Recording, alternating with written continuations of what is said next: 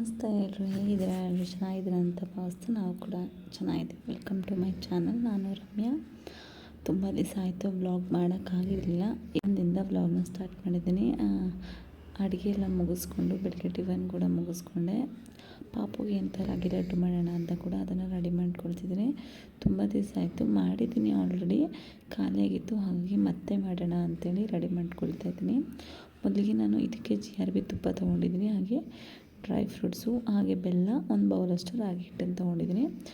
ಮುಂಚೆನೇ ಆಲ್ಮೋಸ್ಟ್ ಅದನ್ನು ಫ್ರೈ ಮಾಡಿ ಎತ್ತಿಟ್ಕೊಂಡಿದ್ದೀನಿ. ಈಗ ಸ್ವಲ್ಪ ಗೋಡಂಬಿ, ಬಾದಾಮಿ ಹಾಗೆ ದ್ರಾಕ್ಷಿ ಚೆನ್ನಾಗಿ ಫ್ರೈ ಮಾಡ್ಕೊಳ್ತಿದ್ದೀನಿ.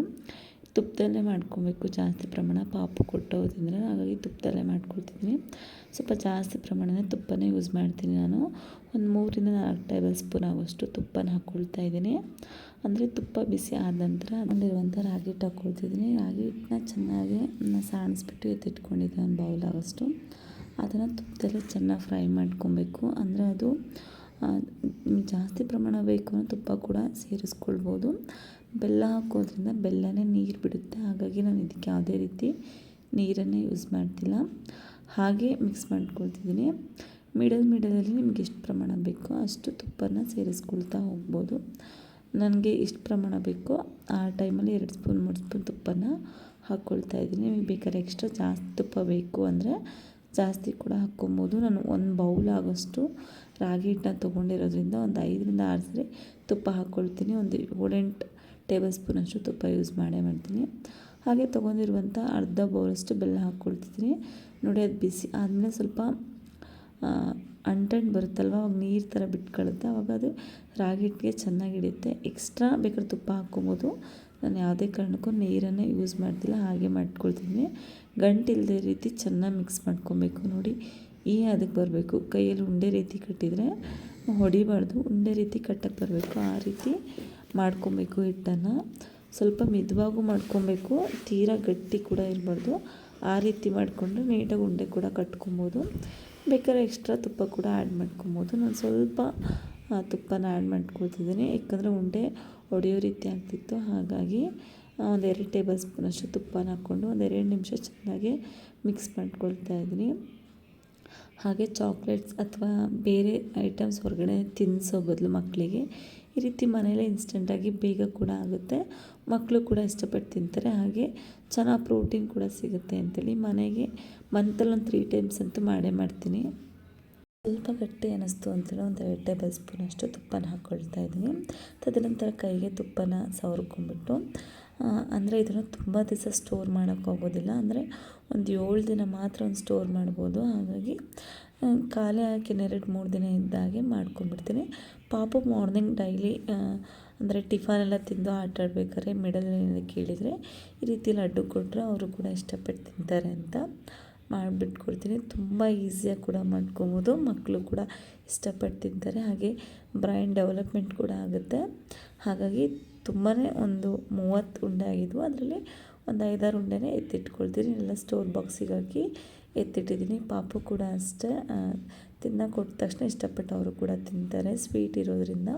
ನೋಡಿ ಯಾವ ರೀತಿ ಬಂದಿದೆ ಅಂತ. ಎಲ್ಲೂ ಕೂಡ ಉಂಡೆ ಒಂದು ಕೂಡ ಒಡೆದಿರೋ ರೀತಿ ಆಗಿಲ್ಲ, ಅಷ್ಟು ಚೆನ್ನಾಗಿ ಬಂದಿದ್ವು ಕೂಡ. ಲಡ್ಡು ರೀತಿ ಪಾಪುಗೆ ಕೊಡ್ತೀನಿ ಒಂದು ತಿನ್ನೋದಕ್ಕೆ. ಈಗ ಮಾಡಿದ್ದೀನಿ, ಸ್ವಲ್ಪ ಬಿಸಿ ಇದೆ, ಹಾಗಾಗಿ ಕೊಡ್ತೀನಿ. ಅವರು ಕೂಡ ಅಷ್ಟೇ ಇಷ್ಟಪಟ್ಟು ತಿಂತಾರೆ. ಹಾಗೆ ವ್ಲಾಗ್ನ ಕಂಟಿನ್ಯೂ ಮಾಡ್ತಿದ್ದೀನಿ. ನಾನು ರಾಗಿಗುಡ್ಡಕ್ಕೆ ದೇವಸ್ಥಾನಕ್ಕೆ ಹೋಗಿದ್ದೆ ಹುಣ್ಣಿಮೆ ದಿವಸ. ಆ ವ್ಲಾಗ್ನ ಹಾಕೋಕ್ಕಾಗಲಿಲ್ಲ, ಅದನ್ನೇ ಈ ವ್ಲಾಗ್ ಜೊತೆನೇ ಹಾಕ್ತಾಯಿದ್ದೀನಿ. ಅಂದರೆ ಡಿಸೆಂಬರ್ 7th ಅಲ್ಲಿ ಜಾತ್ರೆ ಇತ್ತು, ಹಾಗಾಗಿ ಹುಣ್ಣಿಮೆ ಇತ್ತಲ್ವ, ಹೋಗಿ ಬರೋಣ ಅಂಥೇಳಿ ನಾವು ಕೂಡ ಹೋಗ್ಬಿಟ್ಟು ಬಂದ್ವಿ. ಅಲ್ಲೊಂದು ಚಿಕ್ಕದಾಗಿ ಕ್ಲಿಪ್ಪಿಂಗ್ಸ್ ಅಷ್ಟೇ ತೊಗೊಂಡಿದ್ದೀನಿ, ಜಾಸ್ತಿ ಎಲ್ಲ ವೀಡಿಯೋ ಮಾಡೋಕ್ಕೆ ಅಲೋ ಇರಲಿಲ್ಲ. ಹಾಗಾಗಿ ಎಷ್ಟು ಸಾಧ್ಯನೋ ಅಷ್ಟು ಕ್ಲಿಪ್ಪಿಂಗ್ಸ್ಗಳನ್ನ ಕೂಡ ತೊಗೊಂಡಿದ್ವಿ. ತುಂಬ ಚೆನ್ನಾಗಿತ್ತು ಜಾತ್ರೆ. ಹಾಗೆ ತುಂಬ ರಶ್ ಕೂಡ ಇತ್ತು, ಅದು ಬೇರೆ ಹುಣ್ಣಿಮೆ ಆಗಿತ್ತಲ್ವ, ಹಾಗಾಗಿ ನೀವೇ ನೋಡ್ತಿರ್ಬೋದು ಎಷ್ಟು ರಶ್ ಇತ್ತು ಅಂದರೆ ಪ್ರತಿಯೊಂದಕ್ಕೂ ಕ್ಯೂ ಇತ್ತು. ತುಂಬ ಹೊತ್ತು ಅಲ್ಲೇ ಲೇಟ್ ಆಗಿಬಿಡ್ತು. ನಾವು ಮಾರ್ನಿಂಗೆಲ್ಲ ಮನೆ ಬಿಟ್ಟಿದ್ದೆ 10 o'clock, ಬೆಳಗ್ಗೆ 10 ಗಂಟೆಗೆಲ್ಲ ಮನೆ ಬಿಟ್ವಿ. ದೇವಸ್ಥಾನಕ್ಕೆ ಬರೋಷ್ಟಿದೆ, ಅದು ಬೇರೆ ಟ್ರಾಫಿಕ್ ಕೂಡ ಇತ್ತು. ದೇವಸ್ಥಾನಕ್ಕೆ ಬರೋಷ್ಟೊತ್ತಿಗೆ 11:30 ಆಗೋಯಿತು. ಇನ್ನೇನು ದೇವ್ರ ದರ್ಶನ ಎಲ್ಲ ಮಾಡಿಕೊಂಡು ಪ್ರಸಾದ ಕೂಡ ಇತ್ತು, ಪ್ರಸಾದ ಕೂಡ ತಿಂದುಬಿಟ್ಟು ಬಂದ್ವಿ. ಪಾಪು ನೋಡಿ ಇದು ಗೇಮ್ ಎಲ್ಲ ಇದ್ದವಲ್ಲ, ಆಟಾಡ್ತೀನಿ ಅಂತ ಹಠ ಮಾಡ್ತಿದ್ರು ಅಂಥೇಳಿ ಸರಿ ಅಂಥೇಳಿ ಒಂದು 2-3 ನಿಮಿಷ ಅವ್ರನ್ನೂ ಕೂಡ ಅದ್ರಲ್ಲಿ ಕೂರಿಸ್ಬಿಟ್ಟು ಆಟಾಡಿಸ್ತಿದ್ದೆ. ಒಂಥರ ಖುಷಿ ಇತ್ತು. ಪ್ರತಿಯೊಂದು ಐಟಮ್ಸ್ ಕೂಡ ಅಲ್ಲಿ ಇಟ್ಟಿದ್ರು. ನಾವು ಕೂಡ ಅಲ್ಲೆಲ್ಲ ವೀಡಿಯೋ ಮಾಡ್ಕೊಳಕ್ಕಾಗಲಿಲ್ಲ. ಚಿಕ್ಕ ಪುಟ್ಟ ಐಟಮ್ಸ್ ಕೂಡ ನಾನು ಕೂಡ ತೊಗೊಂಡ್ಬಿಟ್ಟು ಇನ್ನೇನು ಮನೆಗೆ ಹೋಗೋಕ್ಕೆ ಟೈಮ್ ಆಗುತ್ತೆ. ಬೆಳಗ್ಗೆ 10 ಗಂಟೆಗೆ ಬಂದಿದ್ದು, ಹೊರಡೋಷ್ಟ್ರೊಳಗಡೆ 4 ಗಂಟೆ ಅಂತೂ ಆಗೋಯಿತು. ಹಾಗಾಗಿ ಇನ್ನೂ ಲೇಟ್ ಆಗೋದು ಬೇಡ, 4 ಗಂಟೆ ಆಗೋಗ್ಬಿಟ್ಟಿದೆ, ಹೋಗೋಣ ಅಂಥೇಳಿ. ಹೇಗಿದ್ದರೂ ಮೆಟ್ರೋ ಇದೆ, ಹಾಗಾಗಿ ಬೇಗ ಹೋಗ್ತೀವಿ ಅಂತ ಪಾಪನ ಕೂಡ ಆಟಾಡಿಸ್ಬಿಟ್ಟು ಬೇಕಾಗಿರೋಂಥ ಅಂದರೆ ತುಂಬ ಜೋರಿತ್ತು ಜಾತ್ರೆ ಕೂಡ. ಹಾಗಾಗಿ ಅವರಿಗೂ ಒಂದೆರಡು ಆಟ ಸಾಮಾನುಗಳು ತೊಗೊಂಡು ನಾವು ಕೂಡ ನಮಗೇನು ಬೇಕೋ ತೊಗೊಂಡ್ಬಿಟ್ಟು ಇನ್ನೇನು ಮನೆಗೆ ಹೊರಡೋಣ ಅಂತ ಕೂಡ ಹೊರಟ್ವಿ. ಗೇಮ್ ಆಟಾಡೋಕ್ಕಿಂತ ಮುಂಚೆ ತುಂಬ ಖುಷಿಯಾಗಿ ಹೋಗಿ ಆಟಾಡ್ತೀನಿ ಅಂತ ಹೇಳ್ತಿದ್ರು. ಅದ್ರ ಕೂಡಿಸಿ ಒಂದು ರೌಂಡ್ ರೊಟೇಟ್ ಆಗೋಷ್ಟರೊಳಗೆ ಸಖತ್ತಾಗಿ ಆಡೋಕ್ಕೆ ಸ್ಟಾರ್ಟ್ ಮಾಡಿದರು. ಸರಿ ಮಿಡಲಾಗಿ ಇಳಿಸೋಣ ಅಂದರೆ ಆಗೋದಿಲ್ಲ, ಹಾಗೆ ಅವ್ರಿಗೆ ಕೂಡ ಸಮಾಧಾನ ಮಾಡ್ತಾಯಿದ್ದೆ. ಹಾಗೆ ಜೊತೆಗೆ ಬಂದಿದ್ರಲ್ವ ಆಂಟಿ ಕೂಡ ಅಷ್ಟೇ, ಅವ್ರಿಗೆ ಬೇಕಾದಂಥ ಐಟಮ್ಸ್ ಕೂಡ ತೊಗೊಳಕ್ಕೆ ನೋಡ್ತಾಯಿದ್ರು. ಸರಿ ಅಂತೇಳಿ ಹೇಗಿದ್ರು ಒಂದು ಆಟಾಡಿಸಿ, ತುಂಬ ಗೇಮ್ಸ್ ಕೂಡ ಇತ್ತು. ಅಂದರೆ ಅವ್ರು ಇಷ್ಟಪಟ್ಟಿದ್ದು ಮಾತ್ರ ಆಟಾಡಿಸಿ ಕರ್ಕೊಂಬಂದೆ. ಹಾಗೆ ನೋಡಿ ಒಂದೆರಡು ಫೋಟೋ ಕೂಡ ತೆಗೆಸ್ಕೊಂಡು ಹನುಮಂತ ದಾರ ಅಂತಿತ್ತಲ್ವ, ಅಲ್ಲೂ ಕೂಡ ಒಂದು ಚಿಕ್ಕದಾಗಿ ವೀಡಿಯೋ ಮಾಡಿಕೊಂಡೆ. ನಾನು ಹೇಳಿಲ್ವ ತುಂಬ ರಶ್ ಕೂಡ ಇತ್ತು ಅವತ್ತಿನ ದಿವಸ, ಜಾತ್ರೆ ಟೈಮ್ ಆಗಿರೋದ್ರಿಂದ ಫೋಟೋ ಕೂಡ ತೆಗೆಸ್ಕೊಳಕ್ಕೆ ಜಾಗ ಇರಲಿಲ್ಲ, ಅಷ್ಟು ರಶ್ ಆಗಿಬಿಟ್ಟಿತ್ತು.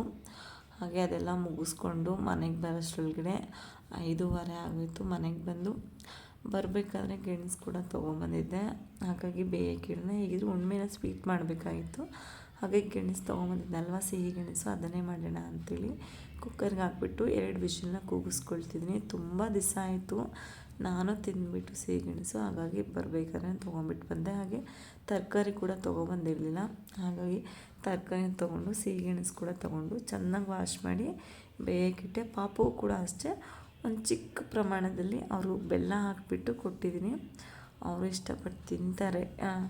ಸ್ವೀಟ್ ಅಂದರೆ ಅವ್ರು ಆಲ್ರೆಡಿ ತುಂಬ ಇಷ್ಟ, ಹಾಗಾಗಿ ಕೊಟ್ಟಿದ್ದೆ. ಅವರು ಕೂಡ ತಿಂತಾಯಿದ್ರು. ಚೆನ್ನಾಗಿರುತ್ತೆ ಅಂದರೆ ಯಾವ ಸೀಸನಲ್ಲಿ ಏನು ಐಟಮ್ ತರಕಾರಿ ಅಥವಾ ಈ ಥರ ಹಣ್ಣು ಸಿಕ್ಕರೆ ತಿಂದುಬಿಡ್ಬೇಕು, ಯಾಕಂದರೆ ಮತ್ತೆ ರಿಟರ್ನ್ ಆ ಸೀಸನ್ ಬರೋವರೆಗೂ ಸಿಗೋಲ್ಲ. ಹಾಗಾಗಿ ಪಾಪಗೂ ಕೂಡ ತಿನ್ನೋಕ್ಕೆ ಅಂತ ಕೊಟ್ಬಿಟ್ಟು ಇನ್ನೇನು ಅವರು ಕೂಡ ಊಟ ಎಲ್ಲ ಮುಗಿಸ್ಕೊಂಡು ನಾವು ಕೂಡ ಎಲ್ಲ ಊಟ ಮುಗಿಸ್ಕೊಂಡ್ವಿ. ಹಾಗೆ ಕಬೋರ್ಡೆಲ್ಲ ಕ್ಲೀನ್ ಮಾಡ್ತಿದ್ದೆ. ಹಾಗಾಗಿ ಅವ್ರ ಅತ್ತೆ ಅವ್ರ ಪಾಪ 1 ಇಯರ್ ಬರ್ಡೇಗೆ ಅಂತೇಳಿ ಈ ಬ್ಯಾಗು ಹಾಗೆ ಟಿಫನ್ ಬಾಕ್ಸು ಮತ್ತು ವಾಟರ್ ಬಾಟಲ್ ಎಲ್ಲ ಕೊಟ್ಟಿದ್ರು. ಅದನ್ನು ತಕ್ಕೊಡು ಅಂತ ತುಂಬ ಹಠ ಮಾಡ್ತಿದ್ರು ಅಂತ ತಕ್ಕೊಟ್ರೆ, ನಾನು ಸ್ಕೂಲ್ಗೆ ಹೋಗ್ಬೇಕೀಗ, ನಾನು ಹೊರಗೆ ಬಿಡಿ ಅಂತ ಅಳ್ತಾ ಇದ್ದಾರೆ. ನೈಟ್ ಆಲ್ರೆಡಿ 8:30 ಆಗಿತ್ತು. ಬೇಡ ಪಪ್ಪ ಈಗ ಹೋಗೋದು, ಬೆಳಗ್ಗೆ ಹೋಗಂತೆ ಅಂದರೆ ಕೇಳ್ತಿಲ್ಲ. ಆ ಬ್ಯಾಗ್ ಪುಟ್ಟಾಗಿಂದನೂ ನಾನು ಸ್ಕೂಲ್ಗೆ ಹೋಗಬೇಕು ಅಂತ ಹಠ ಮಾಡ್ತಿದ್ದಾರೆ. ಸರಿ ಅಂದೇಳಿ ಅದನ್ನು ಕೊಟ್ಬಿಟ್ಟೆ. ಈಗ ಸಮಾಧಾನ ಮಾಡೋದೇ ಕಷ್ಟ ಆಗಿಬಿಟ್ಟಿತ್ತು. ಅದರಲ್ಲೂ ಕೆಳಗಡೆ ಪಾಪು ಇದ್ದಾಳೆ, ಅವಳಿಗೆ ಬ್ಯಾಗ್ ತೋರಿಸ್ಬಿಡ್ತೀನಿ, ನನಗೆ ಹೊರಗಡೆ ಬಿಡಿ ಅಂತ ತುಂಬ ಹಠ ಮಾಡ್ತಾಯಿದ್ರು. ಹೇಗೋ ಏನೋ ಸಮಾಧಾನ ಮಾಡ್ತಾಯಿದ್ದೆ. ಹೇಳ್ಬಿಟ್ಟು ಅತ್ತೆ ತಾನೇ ಕೊಡಿಸಿದ್ದು, ಅತ್ತೆಗೆ ಥ್ಯಾಂಕ್ಸ್ ಹೇಳು ಅಂತಿದ್ದೆ.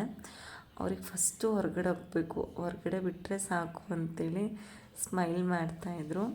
ಹೇಗೋ ಏನೋ ಅವ್ರಿಗೂ ಕೂಡ ಸಮಾಧಾನ ಮಾಡ್ತಾಯಿದ್ದೆ. ಇನ್ನೊಂದು 1/2 ಅವರ್ಗೆಲ್ಲ ಮಲ್ಕೊಂಡ್ಬಿಡ್ತಾರೆ, ಹಾಗಾಗಿ ಮತ್ತೆ ಹತ್ತಿರ ಮಲ್ಕೊಳ್ಳೋದು ಕೂಡ ಲೇಟ್ ಮಾಡ್ತಾರೆ ಅಂತ ಅವನು ಕೂಡ ಸಮಾಧಾನ ಮಾಡ್ತಾಯಿದ್ದೆ. ನಾನು ಎಲ್ಲ ಕಿಚನೆಲ್ಲ ಕ್ಲೀನ್ ಮಾಡಿದ್ದೀನಿ. ಪಾಪು ಕೂಡ ಒಂದು 1/2 ಅವರ್ ಅಂತೂ ಆಟಾಡ್ತಾರೆ. ತದನಂತರ ಸುಮ್ಮನೆ ಮಲ್ಕೊಳ್ತಾರೆ ಆಟ ಮಾಡಿದೆ ಅಂತ. ಅವನು ಕೂಡ ಚೆನ್ನಾಗಿ ಆಟಾಡಿಸ್ಬಿಟ್ಟು ಸಮಾಧಾನ ಮಾಡಿ ಮಲಗಿಸ್ತಾಯಿದ್ದೆ. ವೀಡಿಯೋ ಮಾಡ್ತಿದ್ನಲ್ವ, ಹಾಗಾಗಿ ಎಕ್ಸ್ಪ್ರೆಷನ್ ಕೊಡ್ತಾಯಿದ್ರು, ವೀಡಿಯೋ ಮಾಡಿಬಿಡಿ ನಾನು ಹೊರಗೆ ಹೋಗ್ತೀನಿ ಅಂತೇಳಿ. ಒಂದು 1/2 ಅವರ್ ಅಂತೂ ಆಟಾಡಿಸ್ಬೇಕು, ಆವಾಗ ಸುಮ್ಮನೆ ಆಗ್ತಾರೆ. ಇಲ್ಲಿದ್ರೆ ಕೆಲವು ಟೈಮ್ ಹಠ ಮಾಡೋಕ್ಕೆ ಸ್ಟಾರ್ಟ್ ಮಾಡಿದರೆ ಕಂಟಿನ್ಯೂ ಮಾಡೋಕ್ಕೆ ಸ್ಟಾರ್ಟ್ ಮಾಡ್ತಾರೆ ಅಂಥೇಳಿ ಟಿ ವಿ ಕೂಡ ಹಾಕಿದೆ, ಟಿ ವಿ ನೋಡ್ತಾರೆ, ಸಮಾಧಾನ ಆಗ್ತಾರೆ ಅಂತ. ಹಾಗಾಗಿ ಸ್ವಲ್ಪ ಹಠ ಮಾಡಿದರು. ತದನಂತರ ಸುಮ್ಮನೆ ಆದರು. ನೋಡಿ ಕೀ ಇರಲಿಲ್ಲ ಅಲ್ಲಿ ಅಂತೇಳಿ ಡೋರ್ ಕೀ ತೊಗೊಂಬನ್ನಿ ಅಂದ ತಕ್ಷಣ ಡೋರ್ ಕೀ ತಂದುಕೊಟ್ಟು ಬನ್ನಿ ಅಮ್ಮ ಹೋಗೋಣ ಬನ್ನಿ, ಡೋರ್ ಓಪನ್ ಮಾಡಿ ಅಂತ ಹಠ ಮಾಡ್ತಿದ್ರು. ಹೇಗೋ ಸಮಾಧಾನ ಮಾಡಿ ಮಲಗಿಸಿದೆ. 9:30 10 ಗಂಟೆಗೆಲ್ಲ ಮಲ್ಕೊಂಡ್ಬಿಟ್ರು. ಇನ್ನು ನಾನು ಎಲ್ಲ ಅವ್ರನ್ನ ಆಟಾಡ್ಸ್ಕೊಂತಾನೆ ಕಿಚನೆಲ್ಲ ಕ್ಲೀನ್ ಮಾಡಿಕೊಂಡು ಪಾತ್ರೆ ಎಲ್ಲ ವಾಶ್ ಮಾಡಿ ಇಟ್ಕೊಂಡ್ಬಿಟ್ಟಿದ್ದೆ. ಈಗ ಹೊರಗಡೆ ಹೋಗೋಣ ಬನ್ನಿ ಅಂತ ಹಠ ಮಾಡ್ತಿದ್ದಾರೆ. ಅಂದರೆ ನೈಟ್ ಆಗಿದೆ 9 ಗಂಟೆ, ಬೇಡ ಅಂದರೆ ಕೇಳ್ತಿಲ್ಲ. ಹಾಗೆ ಈ ವ್ಲಾಗ್ನ ಇಲ್ಲೇ ಎಂಡ್ ಮಾಡ್ತಿದ್ದೀನಿ. ನೋಡಿದ್ರಲ್ವ ಇವತ್ತಿನ ವ್ಲಾಗು ಈ ರೀತಿ ಇತ್ತು. ವ್ಲಾಗ್ನ ಪೂರ್ತಿಯಾಗಿ ನೋಡಿ. ಈ ವ್ಲಾಗ್ ನಿಮ್ಗೆ ಏನಾದರೂ ಇಷ್ಟ ಆದರೆ ದಯವಿಟ್ಟು ಒಂದು ಲೈಕ್ ಕೊಡಿ. ಹಾಗೆ ನಿಮ್ಮ ಫ್ಯಾಮಿಲಿ ಆ್ಯಂಡ್ ಫ್ರೆಂಡ್ಸ್ಗೂ ಶೇರ್ ಮಾಡಿ. ನಮ್ಮ ಚಾನಲ್ ಏನೋ ಸಬ್ಸ್ಕ್ರೈಬ್ ಮಾಡದೆ ನೋಡ್ತೀವಿ, ದಯವಿಟ್ಟು ಸಬ್ಸ್ಕ್ರೈಬ್ ಮಾಡಿಕೊಂಡು ಯಾವಾಗಲೂ ನನ್ನ ಚಾನಲ್ ನೋಡ್ತೀರಿ, ಯಾವಾಗಲೂ ಸಪೋರ್ಟ್ ಮಾಡ್ತೀರಿ. Thank you for watching.